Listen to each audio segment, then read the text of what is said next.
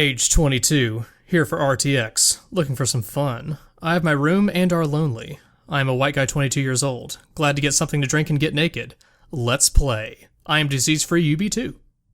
Hi, welcome to Retsutalk episode 76. Hi. There's that chemistry we're known for. Right from the beginning, it jumps off the screen. I didn't know you wanted me to say anything. I was like, but I'm your pal Slow Beef, I guess. I'm your other pal Diabetes. What's up? Well, we went to a con recently, and we're here for the recap. We're here to tell you all the behind-the-scenes, dirty deeds of Let's Play. When you were wondering, hey, what happened at RTX and all that I didn't get to see in a YouTube video. Well, so much. Yeah, so much. So this will be like a 20-minute podcast. Yeah, it really wasn't much. First of all, let's start from the beginning. How was your flight in? Flight in was all right. Yeah. Uneventful? Yeah, pretty much. Yeah. I flew United, wasn't, Oh, you know what I made the mistake of? I upgraded to Economy Plus. Is that where you get one of the seats that is closer to first class without actually being in first class? Yeah, but it's more like the seat is set like 6 inches away from the seat in front of it more than if you had just gotten a regular economy seat. Also, you get to board like last. It was honestly like a big waste of money. I guess that's a benefit. It was pretty bad. Like I flew regular the way back and I had no problem. Well, actually, to be fair, I had a much different flight out than in. So, So you wasted like what, $12? Nah, it was more. It was like 50. Oh, really? Just for a nominal amount of legroom? Yeah. Like, that was the thing, like, because I thought I was getting a bargain, because I'm like, oh, wow, yeah, I'll upgrade, sure. But I can stretch my legs for a couple hours. Yeah, I don't really get it.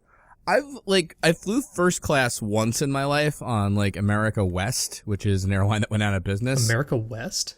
Yeah. It was all right. How do you return east? You don't, actually. Shit. You have to just go live there. Yeah. Wherever you are. One ways only. Mm-hmm. Exactly right. So, but this was, total waste. But it was an uneventful flight, all in all. I got in later than you did, I know. I got in relatively early in the day. We went for the Friday to Sunday thing, just like compressing it all into a pretty short trip. To be fair, Turbo got in on Thursday. Yeah, and he lit the town up. He did. He left the earliest and he arrived earliest, left latest. He was the party animal of Austin, Yeah, I know he, Ty Tuesday, and Hey Tallman got into some buffoonery. Yeah. On, I think it was Friday night. Friday night. They talked about vaping alcohol. Yeah, vaping vodka. Vodka, yeah. You can apparently vape vodka. That was Friday night and stuff. Yeah, they went out and partied and played video. They were like, played arcade games, shuffleboard and shit. And at first they saw a thing like a vaping vodka station supposed to hit you instantly, and they laughed at it, and then they got drunk and they did it. That's right. And then meanwhile, we were in our hotel room thinking that maybe we should prepare for this panel thing. Yep. We also had gotten an invitation Rooster Teeth gave out. Actually, Full Screen, the multi-channel network. I've heard of them. Indeed. Full Screen also sponsored this big like RTX kind of party thing, and they invited people. So we rehearsed for our panel. We finished a little early and we thought we should get a good night's sleep. But I looked up the thing online, Yeah. And it turned out like the panel or that party was like kind of like right there. So I'm like, I'll go check it out, and maybe, who knows, maybe I'll go meet up with them or whatever. And this is for VIPs only, right? Yeah, this was like the VIP, it was like a VIP thing. And it was, they rented out a club. It was kind of like Silicon Valley meets Hollywood in a way. Like there were a lot of like that sounds terrible. Hipster nerd folk around, kind of deal. It wasn't that bad, like I'm making it out to be, but it was kind of just, I stood there, I like got like a club soda and I just sort of milled about, and I was like, I feel too old for this. Well, didn't you say like you wanted to go there and like do some networking, but wasn't it like, that kind of music and loud and hard to see? Right. Like I didn't know if like, any like people there, I didn't know if the Rooster Teeth guys were there. I could have said hi, that kind of thing, like nobody I recognized, and So it's just like, And then I was going to go meet up with Ty and them, but I'm like, I could. That was like a bit of a farther walk, so I was like, I should probably. Did you see any kind of follow-up to this Craigslist posting? It's called RTX VIP Party Now! What lucky lad Y would like to go with me to the RTX VIP party starting right now until midnight? I have VIP passes to the RTX VIP party. Let's have some fun. Ask me for a pic. Did you see anyone asking for pics at the party? I did not see that. Oh, so. That's too bad. I know. More unrequited love in Austin, Texas. I thought you said moron requited love. That as well, yeah. Right, gotcha. But yeah, so our first night was kind of like, I don't know, were you nervous this year? Yeah, I was. It was weird. It was Wednesday night is when the nerves really started to hit me out of nowhere, and this was even the day before I was traveling. Mm-hmm. Or the day before the day. And yeah, I had a sleepless night then, slept okay on Thursday, and then Friday night, I brought some Z-Quil with me, just in case, and some earplugs, slow beef. Sorry, I didn't know I snored. Oh, come on. I didn't. Sure. No, I was told at PAX I do. No, my wife never mentioned it. Like, the folks I stayed with at PAX were like, yep, you snore. And I'm like, wow, I had no idea. Yeah, and how are you still married? It beats me. Because it's pretty loud snoring. I have a whole podcast I'm going to post after this one, which is you snoring for 8 hours. It'll probably be better than this. Yeah. By the way, if I am a little distracted, I am grinding in Bloodborne. So. Disgusting. Anyway, sorry about that. But Friday night slept okay. It was kind of up and down. Yeah, I took some of your Z-Quil also, so we slept. Woke up a little early In different beds. Mm-hmm. That were joined together. Oh my god. Hey. And yeah, and I mean, I was kind of crowded on the edge. I didn't know why you had to roll over onto mine, but well, yeah, warmth. No, it builds confidence for me. Yeah, so we ordered room service breakfast just to like kind of do one last like rehearsal thing. And the thing that sucks is it wasn't like a full on rehearsal per se, but we did do like a dry run to make sure about timing and stuff. Yeah, we were really uncertain about the timing even going into the panel itself. Right. Because it kept wildly varying, and we timed the individual pieces, but never the whole thing together. Yeah. And I'm presuming that people listening to this podcast have seen the panel video we put up. Yeah, and promptly unsubscribed. Right. There were 3 like major sections, like videos we did, which was Irate Gamer, Hell, and Heaven's Descendants, the Kickstarter. Right. Then we had our slides also, and the little intro icebreaker. Yep. And like our first run of that was 47 minutes.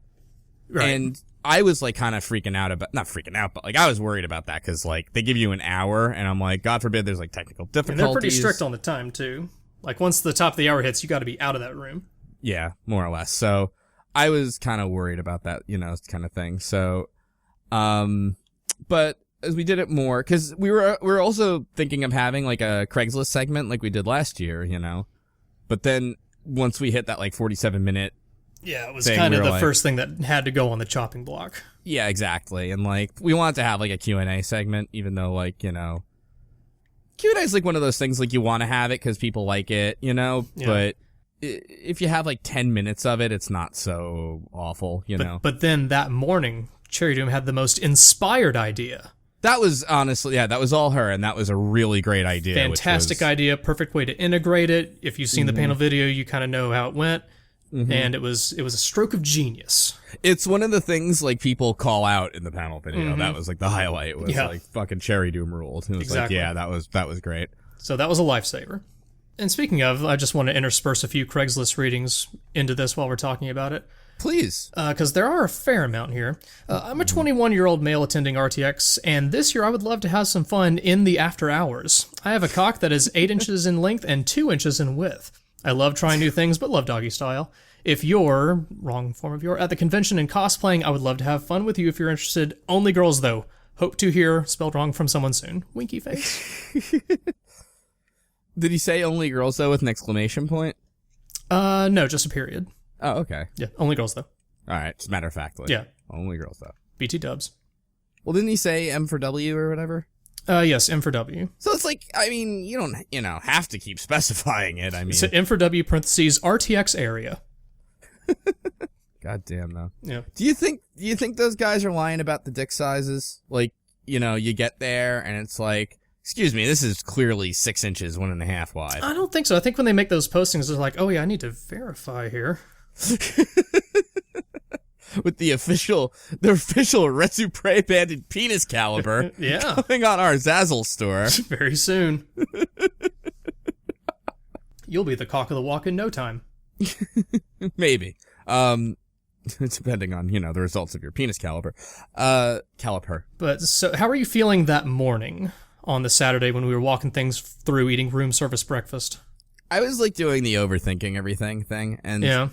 The problem too is when you like go over like jokes, like they seem less funny to you because you've done them. You know what I mean? So like even stuff like I felt really sure about, like the icebreaker stuff and things like that, like I was like starting to doubt, and things like that. Well, you heard news also, and I'll edit this out if this is too inside baseball, but the story you learned afterwards, or before the panel, shortly before the panel, wasn't entirely accurate either.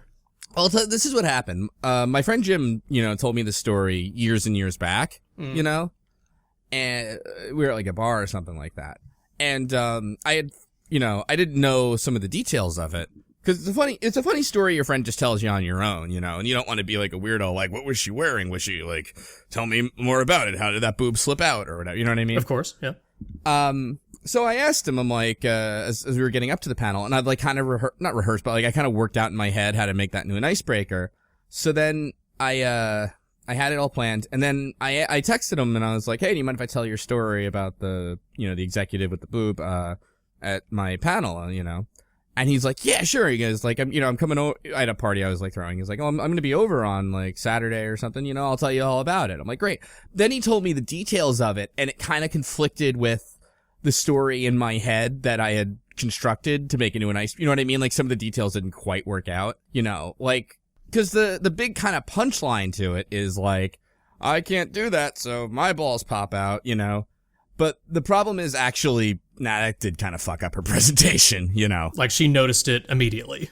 Yeah, she noticed it right away. And then like, she kind of just rushed through the rest of it. You know what I mean? Right. Like, cause it's not as inspiring a tale as I made it out. So she, in fact, did keep abreast of the situation. Indeed. But it is the one partial piece of truth. It's not like she left the company or anything like that. She did go on to like leave the whole department and stuff. And if you're wondering, by the way, the logistics of how it happened, which we left out for the routine joke, she was apparently wearing like one of those.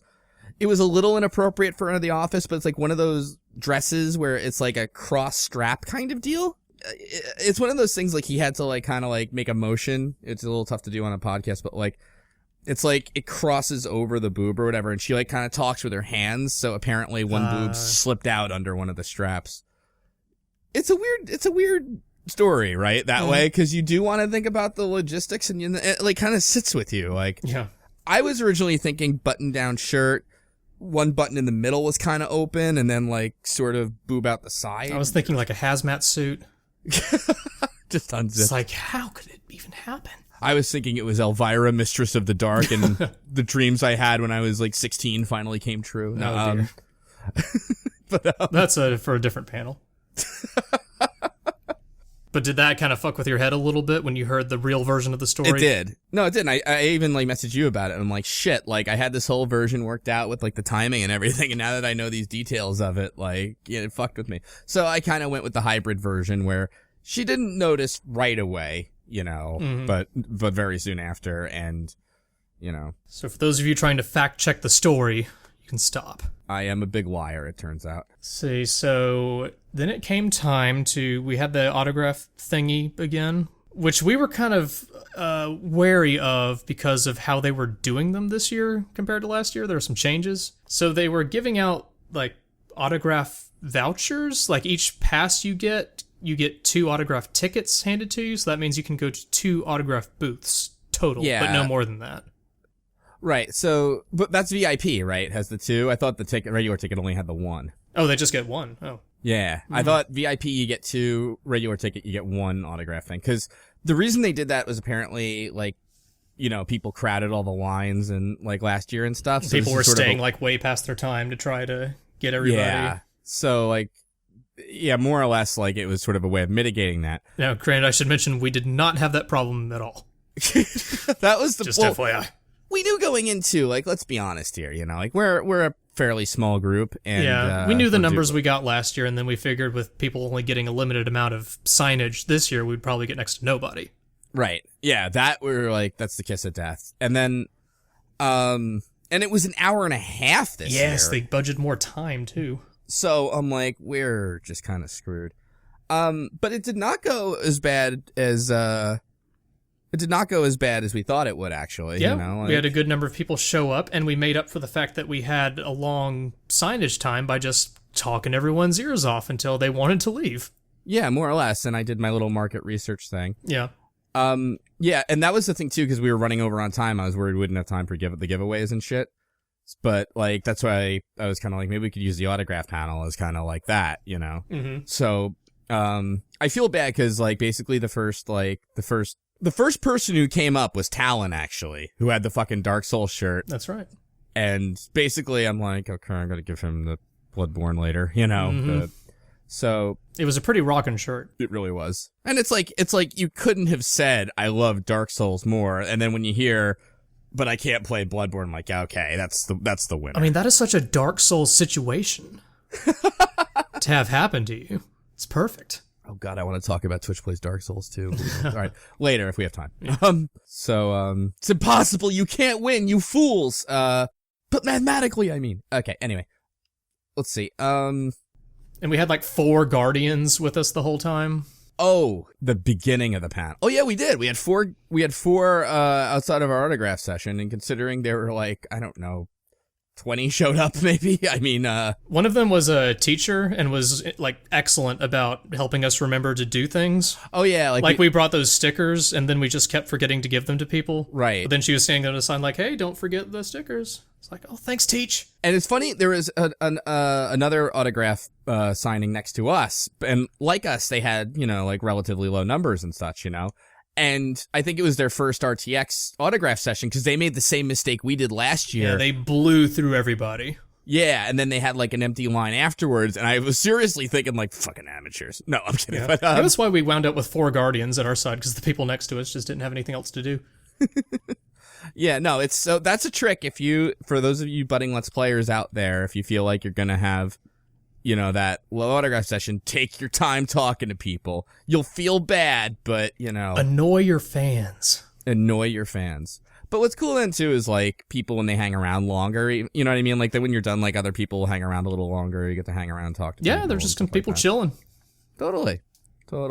And one of the Guardians even said, "You know, you guys did a great job with the autograph thing. I'm going to check out your stuff." Yeah, actually. See? Viral marketing. Yeah, so he may watch 10 seconds of a video and never go back.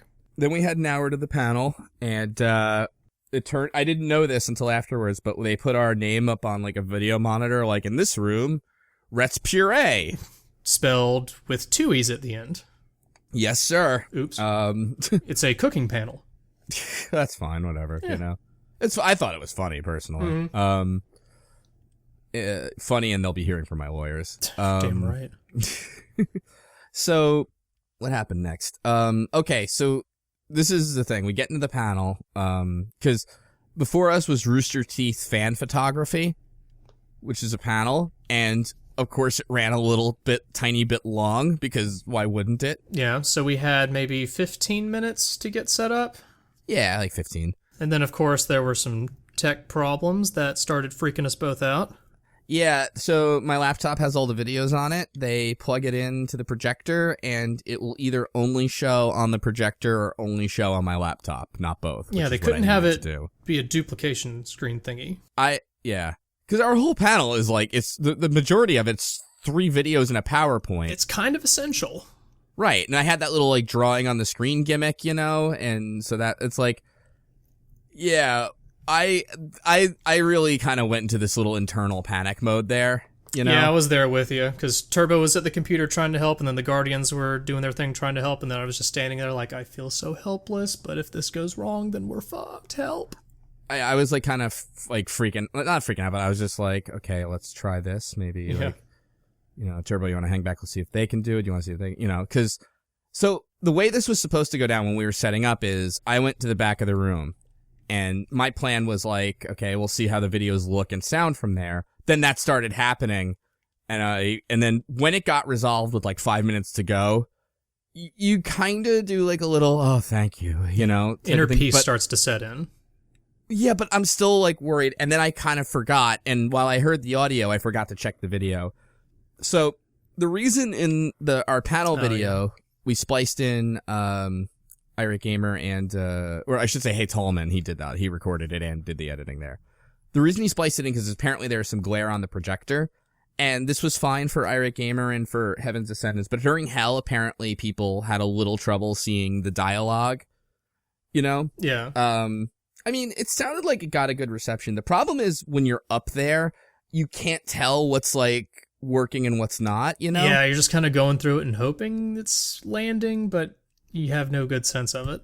Right. Like, you say, it's funny because, like, there's, like, one thing that, like, when I told a joke and I'm like, oh my god, that did not land, but, like, you don't do anything. And then, like, listening to the video back, it sounded like people did laugh, so I'm like, oh, I guess that did land, but why didn't I hear it up there? And like, vice versa with some stuff. And I guess it's like, maybe when you're there, you can really only hear people in the front row or something, or I don't know what. For me, it was just focusing a lot on just remembering what's going to happen next and don't lose my train of thought.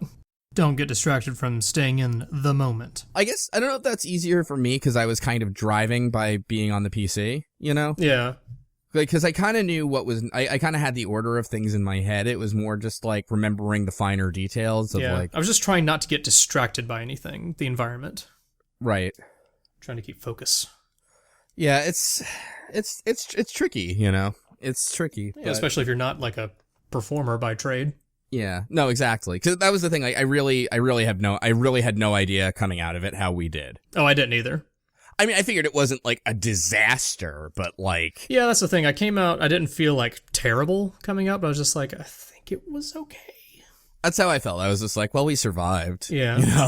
But we seemed to get a positive reception out of it. Yes. And I'm not trying to pat ourselves in the back, but I just kind of wanted to say that just to underscore that whole, like, there's really no way of knowing during or after, you know what I mean? Mm-hmm. Like how anything went. Yeah. It's just odd that way, but you have no idea. What do you call it? And, like, a couple of I didn't point this out in the video, I keep forgetting, but PA Master got on the mic. He was the one who made that Ferrari joke. Yes. Good one. Charles asked a question at the end, which I completely misunderstood. I was going to say something during the panel, but afterwards I was like, oh, maybe that is what she meant.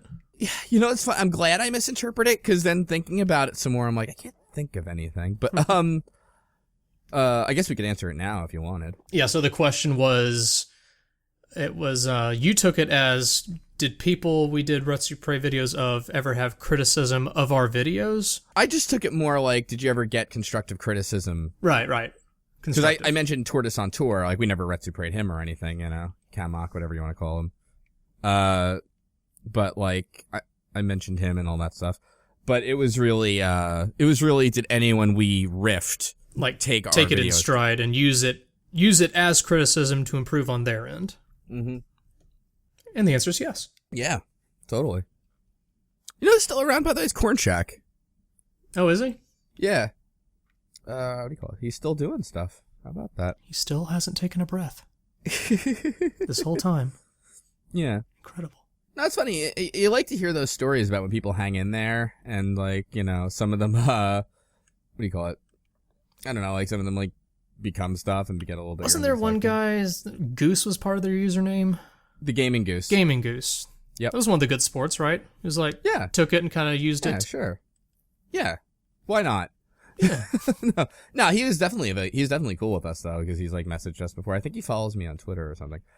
It's funny, Snake Man, what do you call it? Actually, Metroixer, who is actually a really good Let's Player, but we made fun of his, he was the Thanksgiving guy, right? Yeah. The Mario Game Boy game. Yeah, totally. And he's actually really good. I don't know if we, like, caught a bad video or maybe just had a video that had potential to be, like riff on more or less, you know what I mean? Yeah, he later did a very popular glitched Pokemon run. Was that him? He did. Yeah, that's right. It was really good. Oh, yeah. That whole So thing. there you have it. The Boom. panel continues. Fuck off, Charles. There's your answer. Yeah. Nah. So let's see here. Who else did we get? Melt was on the mic too. Mm-hmm. Asked about future guests. Yes. And here he is. We should bring Turbo on too. Absolutely. More often. I feel bad too because I want him to like come up on stage or something, just like to be like, hey, this is the guy who's been helping us out and all that stuff. You know, it was just sort of like a little awkward because then you say like we didn't quite plan for where that would go. Yeah, because like, and here he is. Yeah. Okay. Bye.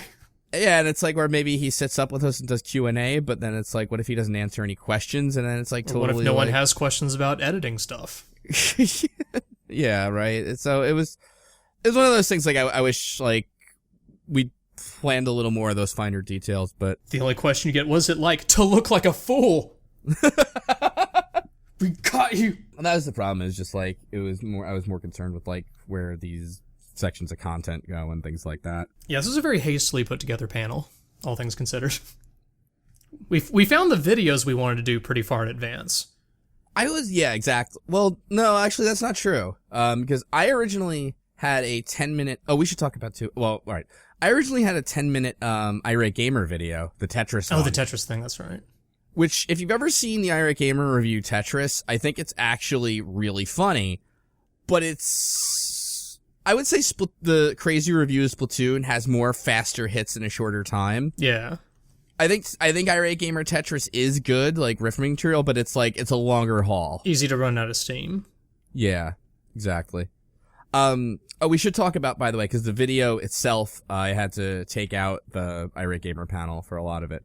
One thing I will say, because I don't know the status of quite how to get it up there, if it's like different video host or if like, I don't know, we'll just have to let Collective 3DS or whatever just do their thing or whatever. I don't know, honestly, right now what to do about that.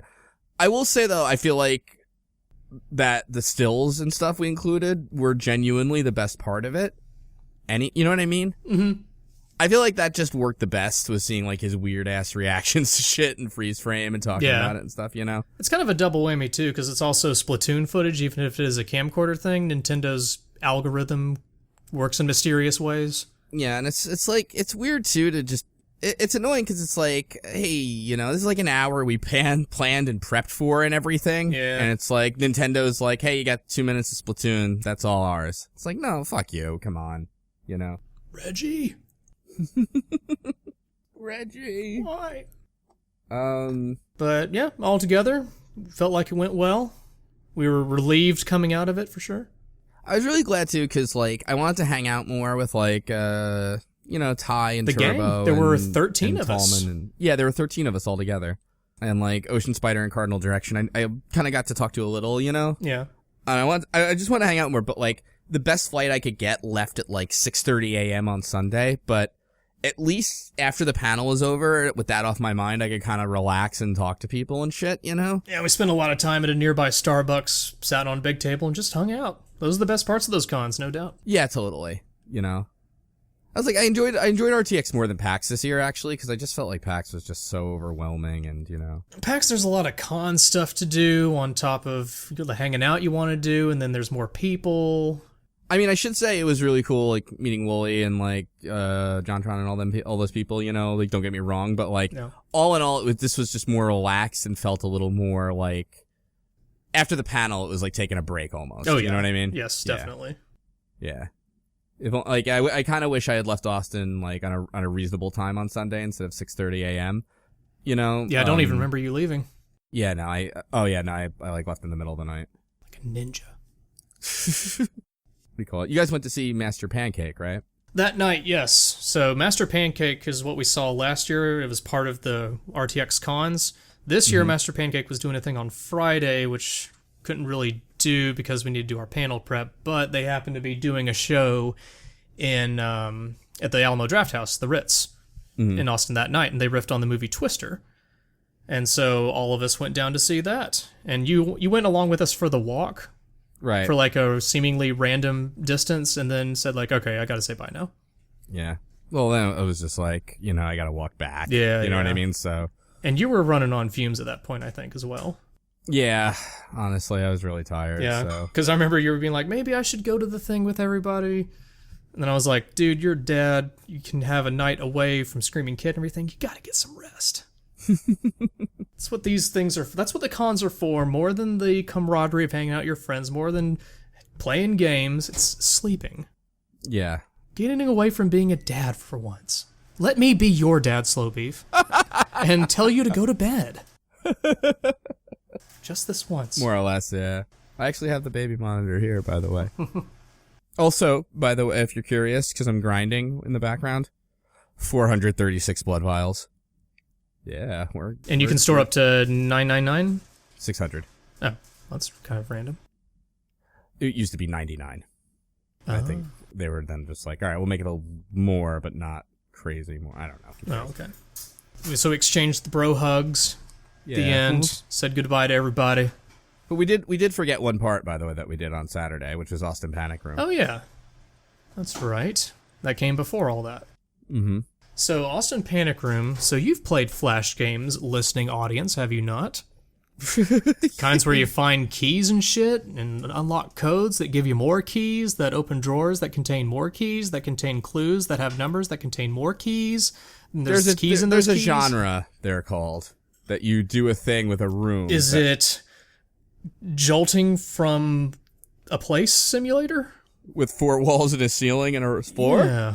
More or less. It's a real-life version of that. Mm-hmm. You're in a team of 10, you know? We split up about 6 and 7, you know? And then, like, we got paired up with, like, 3 randos or whatever. And they even have a whole storyline behind it. So it's escape the room in real life. You're in a museum, and apparently some museum robber... What did he do? Here's the deal. He stole some artifact. They don't tell you what it is. Yeah. But security was coming, so he didn't have time to escape with it, and he had to hide it somewhere in the museum. And he's holding one of your family members hostage, and you have 1 hour before security gets there to break into the museum, find the artifact he got, and then get the 2 combination locks open and escape. Right. So that's the story. So you walk into this room with your crew. There's 8 different wooden boxes, some locked, some not unlocked with random things in them. There's a bunch of glass cases that are locked that have things in that you can see. There's paintings on the walls. Right. There's a book of art history on the table. Yeah, it's fairly intricate, honestly. Yeah, you know, I'd like to see the process for how they set those up and test them. Well, it's got to be because you have to imagine, too, with like 10 people collaborating in an hour and stuff, like you have to have something more complicated than an escape the room type of thing. But what's good, too, is that, like, unlike the Flash games, you don't have to have, like, some obscenely ridiculous puzzle solution, like, oh, you put the turtle shell on top of the hood of the car and it unlocks the safe. You know what I mean? That kind of bullshit. And I'll say I loved all the pop scares.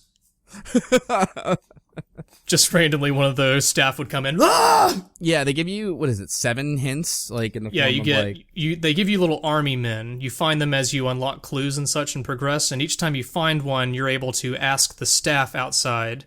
And I guess as far as role playing, I don't know who they are, but you get to ask them a question. So it can be something like, "Where do I find a clue to unlock this? To find this combination that will open this lock?" And then they'll give you a sort of a vague...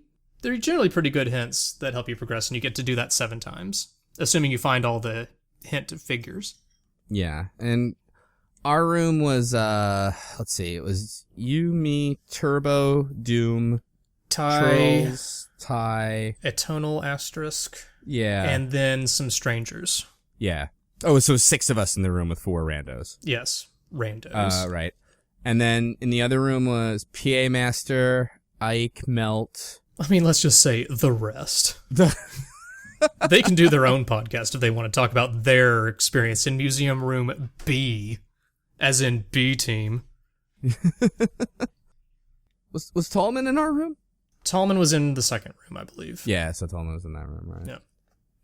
Yeah. Yep. So, yeah, we won with 5 minutes to spare, I think. Yeah, we had about 5 minutes left. We were around the average for people who had beaten the room, but only 30% of teams, I believe, had beaten the room in the first place. Nice. Apparently, PA Master and crew, they got stuck on the last puzzle like we did. They were, like, on the brink, though. They like had the combination in front of them. They found it, but time ticked off before they could announce the combination to get out. Well, the thing is that the person tells you to ask. So there's 2 combination locks, those kinds that like you line up the 4 numbers, that kind of thing. So it's 2 4-digit codes to get out. What they tell you is, security is gonna like come get you if you try to unlock these yourself. So radio us first and let us know if the code's correct. Which Cherry Doom completely didn't listen to on the first one, just did herself. But the only reason they tell you that, they basically, because I asked afterwards too, is that like, they don't want you to like accidentally get or just try different combinations and accidentally get it. Yeah, because it kind of takes away from the accomplishment of... Yeah, it ruins the whole experience if you just get the solution at the end, more or less. So, right. Yeah. Good talk. Oh, but when you win, at the end, you get to have your picture taken, your team's picture taken, and put on their, Hall of Fame or whatever. And as part of that, you have to write down what your team name is. And this was my biggest accomplishment to the whole experience. Oh, yeah. Everyone loved your team name. And it was like immediate. It was like, what do you want to call your team? I was like, what about the Escape Smartists? And everyone loved it. And hushed, awed silence. And I didn't even get it until just now. No, what do you call it? Yeah, no, it was a really fun time. The thing I was saying, the reason I said is radio in it. Apparently, PA Master, like, I don't know if it was him or if he just told the story, I forget, but like, they radioed in the code just as the guy walked in to say, sorry, you're out of time. Yeah. Basically by like a second. But I mean, they had it. Yeah. They effectively won. They effectively got second place. Oh, yes, of course. Yeah, let's be. I mean, I'm just trying to give him a little something. I hear you. Want him to come back again next year, at least. Totally. I'd like to go again next year. To the Escape the Room thing? In addition to the museum room, they also have a bomb room. Just because it's very good. Mm-hmm. And it's real. Right.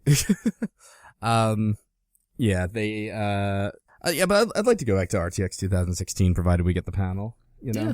Well, then there wasn't any real doubt as to whether we would get this panel, was there? No. Well, what happened was last year, Barbara, who is someone at Rooster Teeth who kind of does the convention and deals with the panel stuff. Community management stuff? Yeah. She was like, I don't know if she saw the panel as it was happening, or what, but she was like, hey, you guys did a really good job on the panel. And I forget exactly how, but it just sort of came up like, I think I was like, well, maybe there'll be another, next year or something. Sure. Early on, and she was like, yeah, definitely, we'd have you back next year. Blocked. So, that happened. This year, though, she I thanked her and all that stuff, and she's like, yeah, I didn't get a chance to see the panel yet, but hopefully it went well and stuff. So, I was kind of going to be like, oh, if you saw, I don't, try to sort of subtly do it, but then I'm like, I don't know, I didn't have, a great in for making that without just asking, can we come back next year? That kind of thing, you know? Well, I mean, it's not like PAX where the panel spaces are insanely competitive. RTX, I think they would have room for more panels if more people wanted to apply for them. I mean, there's plenty of open slots in the schedule that I saw. Well, you say that, but to be fair, we're not only outside the comm center, the con center. We're outside of Rooster Teeth. Right. Yeah, but not, and yeah, that too. And we were also up against Mega 64. Yeah, that's true. Even though there were lots of open slots, we were still in a not very optimal time. Well, that was also partially, I think, my fault, because I noticed this happened with MagFest, because too, you said, I have something to prove. Put us next to Mega 64. No, but they don't really give you the panel schedule and stuff till the end. So, which sucks for making arrangements, because you're like, well, when do I want my flight to arrive and things like that. So I kind of waited a while, and then the only kind of affordable moderate flight I could get was the one that left at 6:30 a.m. on Sunday. And then I was getting in Friday afternoon, so I was like, it kind of has to be Saturday now. So that How soon in advance did they tell us the schedule? Like a couple weeks before, I think, 3 weeks or so, or 4, or was it maybe a month? Or I feel like we didn't know until the very close. To be honest, I feel like I booked my travel pretty early, and surely I didn't do that without knowing when the panel was. You know what? I'm sorry. We knew it was a Saturday. We didn't know what time exactly or anything like that.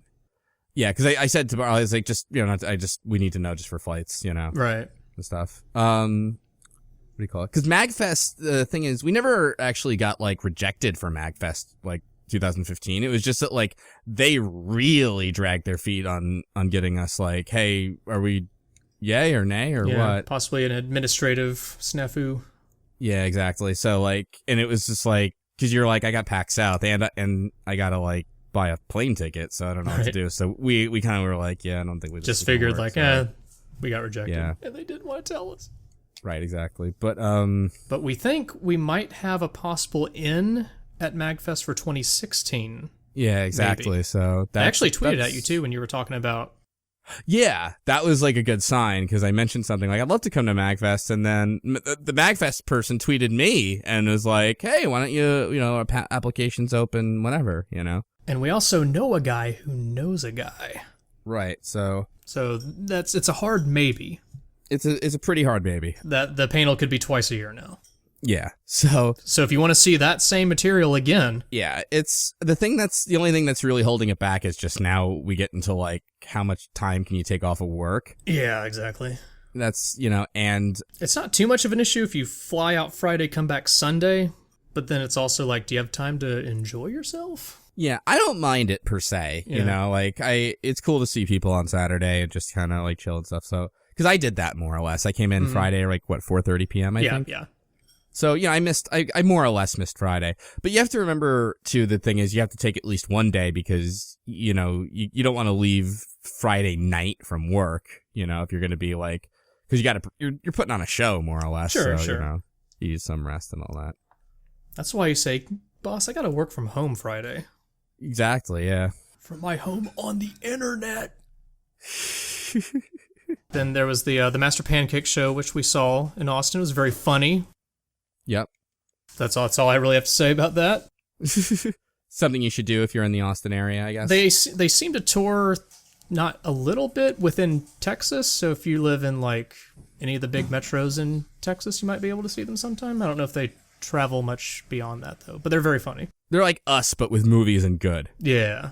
Like they're there in the theater, riffing on the movie as it's playing. They'll pause it, point things out. They do a skit in the middle of it, which was very bizarre. You would have had to have been there, but it was really good. Huh. Would recommend. And then, so you were gone on Sunday. Sunday was pretty laid back, pretty chill day. We went to, I forget what it was some board game cafe / nerd store. So they had a bunch of tabletop games that you could play.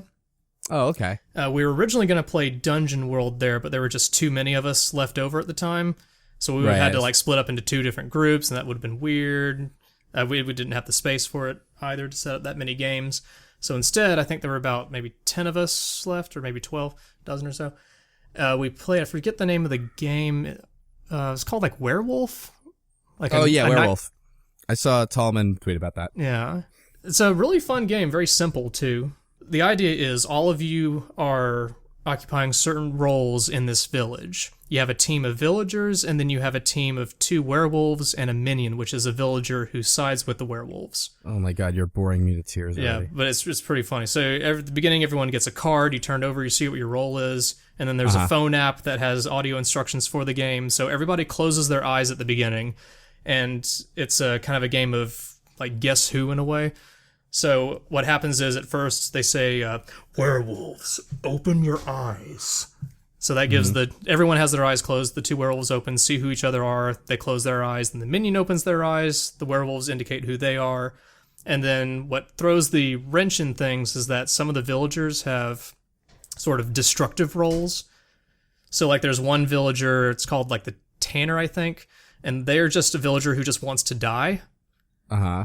And then you have the minion, who is a villager who sides with the werewolves. Right. And then you have like masons who can look, or they're villagers who can look up and see who each other are. They're good guys. There are robbers, and robbers can take another player's card and switch them. There's like I forget what they're called. They're like a mischief person, troublemaker, and they can switch 2 players' cards. And so all this is happening without anyone actually seeing it. Right. And so after all that happens, there's also a drunk card as well, which is funny because it's like, drunk, open your eyes. And so the drunk can, I forget what the drunk does, but I think they can just like drink, move shit. They can just drink in real life. Yeah. Right. So after all that happens, everyone opens their eyes, and then you start talking and trying to figure out who everyone is. So the villagers act as a team, so if you're, say, the troublemaker, for example, you can say, did you swap anyone's cards, whoever the troublemaker is? And if you're the troublemaker, you can say, yeah, I did. But if you're like the tanner or another role, you can pretend to be somebody that you're not, and then suddenly suspicion gets put on you for being a werewolf, but you're actually not a werewolf. You're this other role. And so what happens at the end after all this exchange is that everyone points their fingers at who they think the werewolf is, and whoever the majority points at dies. And so they turn over their card, and if they're a werewolf, the villagers win. If they're not, the werewolves win. Nice. That's pretty cool. It's a really cool concept. It's a very short, easy to set up game. It's quick, and the back and forth that happens when you're trying to figure out who is who can be really funny. Can we do that? Not really on the internet. Well, why can't we? Well, I don't know, man. I guess you could. Webcam. I guess you could. The delay could cause you to see some people opening their eyes, like, before they're closing, maybe, but you could maybe try it. And I feel like there must be a way to do this, like, or even without the opening eyes thing, like maybe something. I don't know. I don't think about it. Let's see. Let me Google werewolf board game. That's okay. On the internet. You don't have to do that. Online werewolf board game geek. Boom. So apparently they figured out a way. What are you doing right now?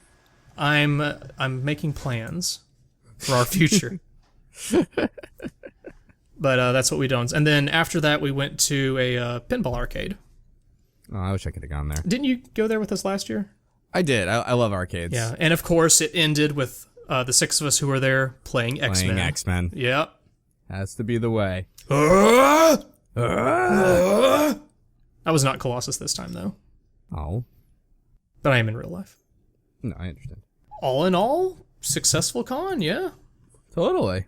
I'm glad we went. I'll never forget the people we met, the friendships we made, the love we had. Hey, I've arrived at RTX and I'm horny as hell. I want to get down and have a fun fuck with a girl. Body type doesn't matter to me at all. I leave one pic to see if you're interested. Hopefully you are.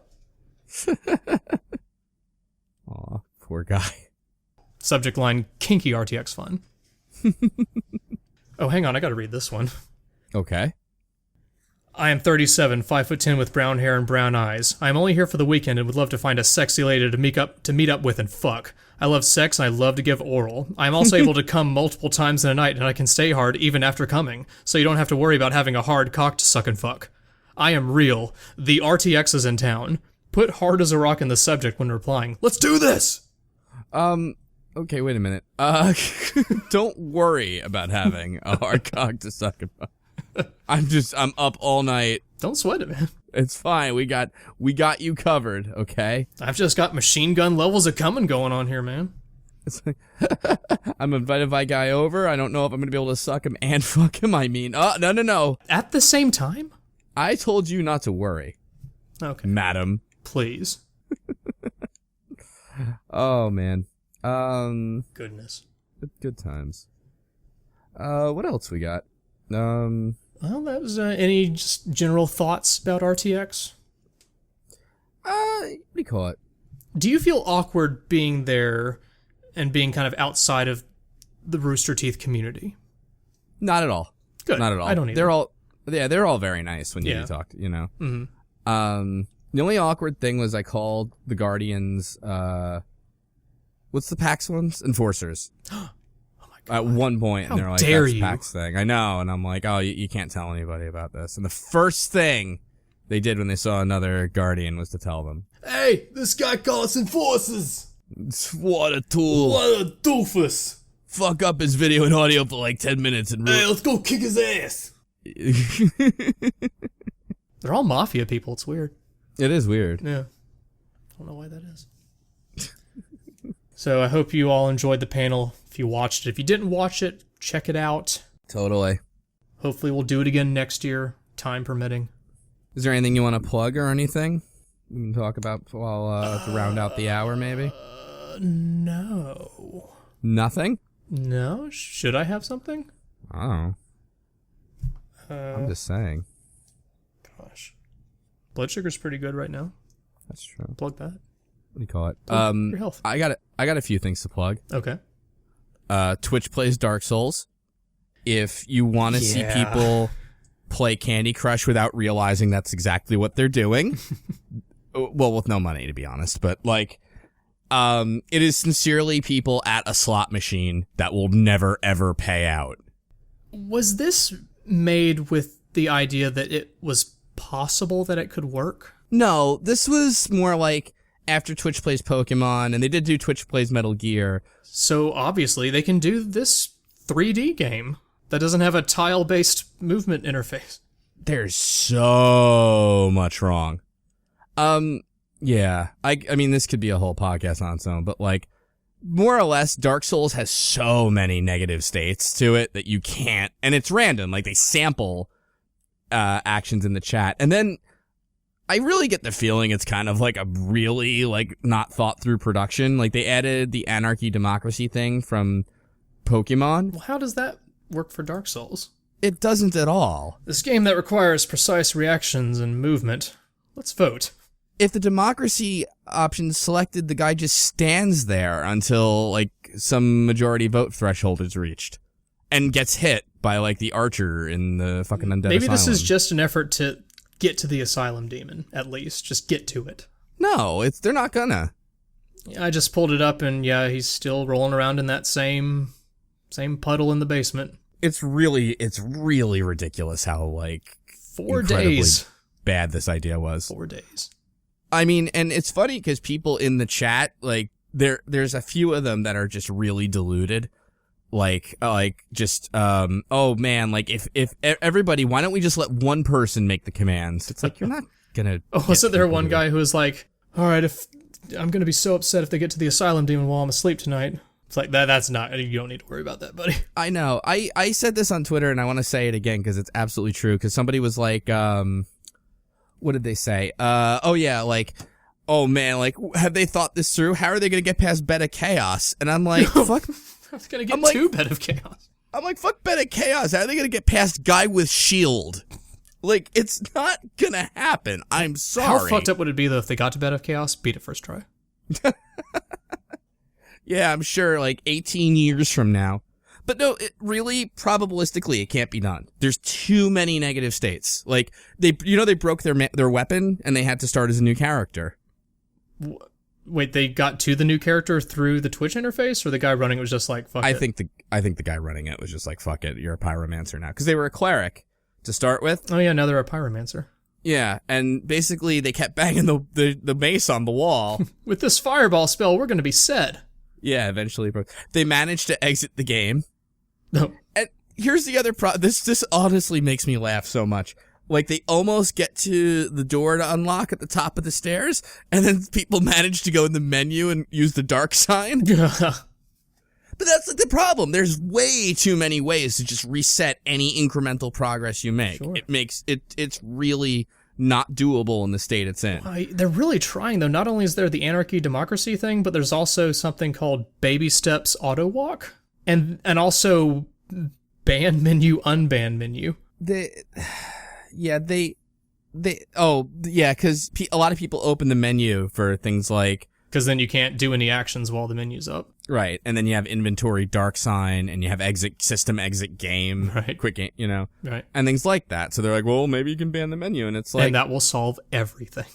But the other thing you have to realize, too, is the more, like, things you add like that, like, that you vote on and do all these things, like, the less if the experiment, I know it's not really for that, no. But, like, the less that it makes sense, you know what I mean? Because I was even thinking maybe there are things they could do to fix this, like... No. I don't know. But then it's like, no, but then you're getting into, it's not really Twitch plays Dark Souls then. It's just like Twitch plays Dark Souls with weird restrictions to make it kind of work. There's also very basic problems, like there's too many controls. Yeah. It's not a Game Boy controller. But like, I did this math experiment on Twitter, but like, if you really look at it, because again, they're sampling from the chat, right? Mm-hmm. So it's more or less random inputs. Sampling? Yeah, like, it's not, every command entered in the chat is not processed. Because of the game or because of the person behind both. it? Oh, really? Like, because the commands come in too fast, it has to pick, it tries to pick as many as possible, but if you look at how it's working when they show the chat, you can see some of them just get dropped entirely. But also, and it is partially the game's fault, because like, let's say you roll, any commands entered while you're rolling obviously don't work, Yeah. But you can tell it's not actually going through each and every command at all. It's, so it is random. So the whole thing's pointless. Yeah. Well, hey, that doesn't stop 2,200 people from trying. It used to be like 9,000. Like, people are getting it this time. Like, there's no progress being made. And even at this point, too, it's now been days. Like, the next point of progress is seeing the Asylum Demon. And even if you see the Asylum Demon, like, what, are those other 7,000 people just gonna come back? Like, yeah, well, you were right. All right, guys, we really need to take this seriously now. Yeah. It's just... I'm sorry. Can't be done. And yeah, it's yeah. It's like, and how many buttons do they have? I think like 12? There's LR1 and 2, there's D-pad, there's like macros for rolling. AXBY, start select. How many, like, sequence of buttons do you think it would take to beat the Asylum Demon? Well, by beat, do you mean escape from him at first? No, I mean, like, you're at the bonfire after him, you run up the stairs through the unlocked door, drop down on him, and kill him. How many button presses? 50? You think 50 is fair? It's been so long. You think it's less? Like Probably 20? legally you need to dodge. I don't think 50 is unfair, to be frank. Like, if you really think of the buttons you press, like when you're in a Dark Souls area to go from one bonfire to another, I just you're forget really how much. Yeah, I just forget how much damage you tend to do to him per swing. Yeah, but like, it would take like what 20 just to go up the stairs. Rolling. You have to dodge some more. You have to kill a couple hollows on the way. Go into the fog door. Press the button to actuate the fog door, which they already have enough trouble with the fucking doors. Sure. Get in, land on them, whatever. And let's say when you talk randomly, there are 10,000 ways to win. There are 10,000, let's say, button sequence combinations that will win it, right? Okay. With 50 moves, 12 to the power of 50, divided by 10,000, in order to win it, 100,000. Let's just say 100,000 ways to win. With that, you are looking, the odds of you doing this are 1 in 3.8 with, I believe it is, 13 or 14 zeros. So what you're saying is that there's a chance. Yeah, you've got it. Totally. No, it's really not doable. And you have to roll those kinds of dice for every single bit of progress in the entire game. I think it would have been more interesting if they started at Firelink Shrine, but then you still run into, like, some problems. Like, if they get to New Londo Ruins and light a bonfire, how do you ever get back up? That's optimistic. I know it's not going to happen, but... Yeah, well, yeah, when you introduce cliffs into the equation, I think it's... it's funny, Lobos, that, like, have you heard of him? He's like a Dark Souls speedrunner. Yeah, I have. He's really good. But he's doing a thing where he's playing the game by watching his own Twitch stream, so he's, like, delayed by 30 seconds. And how's he faring? He got past the Asylum Demon. Like, killed it? Yeah. Oh, there you go. And then he fell off the cliff instead of getting to the bird to, like, ride the thing. Oh, yeah, I forgot about that. Oh, yeah, they're screwed. Yeah. And again, can you imagine, too, you're about to beat Asylum Demon, one asshole, and a bunch of assholes start typing menu? Yeah. I mean, it's just not doable. Well, that's why you do ban menu before you go in there to have a chance. Well, then when a bunch of assholes come in and say unban menu. Well, then it becomes a battle of good versus evil. Or fuck it, like some well-meaning people write roll and all they needed was one more hit. And yeah, it's not going to happen. And if you have too many failure states that reset it, that's the whole problem. So what then is a Twitch plays experience that you would like to see, that you think is plausible? Bloodborne? I would want to see Twitch and I play Dark Souls, where it accepts my inputs from the controller and the chat, so I'm kind of fighting chat. Maybe they'll be able to summon help from another Twitch plays Dark Souls stream, and then the odds will become more in their favor. That's actually kind of a neat idea. What, just two assholes just jerking around? Oh, like a whole opening thing. menus. Yeah, two people failing. Yeah. Just standing around rolling into walls. Oh, for the record, by the way, for any of you doing the math along with me, I might be off by one of the zeros, I think. I'm pretty sure it's 3.8 to the power. Well, that's a ban. And if you want to be totally fair, like a lot of the sequences can be like junk sequences or neutral sequences, so who knows? But I mean, it's really heavy math to actually figure out. I'm just kind of spitballing. Putting that MBA to good use. Yeah, totally. All right. I mean, anything else? I don't think so. RTX was fun. Would recommend. Would go again. Totally. And so should you. Absolutely. Although I guess if you're not a particular fan of Rooster Teeth, then it'd be kind of awkward. Yep. Well, so this podcast is basically about RTX and also Twitch stream Dark Souls for some reason. Yes. All right, good. What if we do a Twitch plays our panel? No and thank you. So if there's a button input for Slow Beef Giggle, there is another button input for you saying what do you call it? We get the joke. We get the joke. And then all the other buttons are you snoring. It's been an hour. We're done here. Quit. Menu. Dude. I broke my weapon.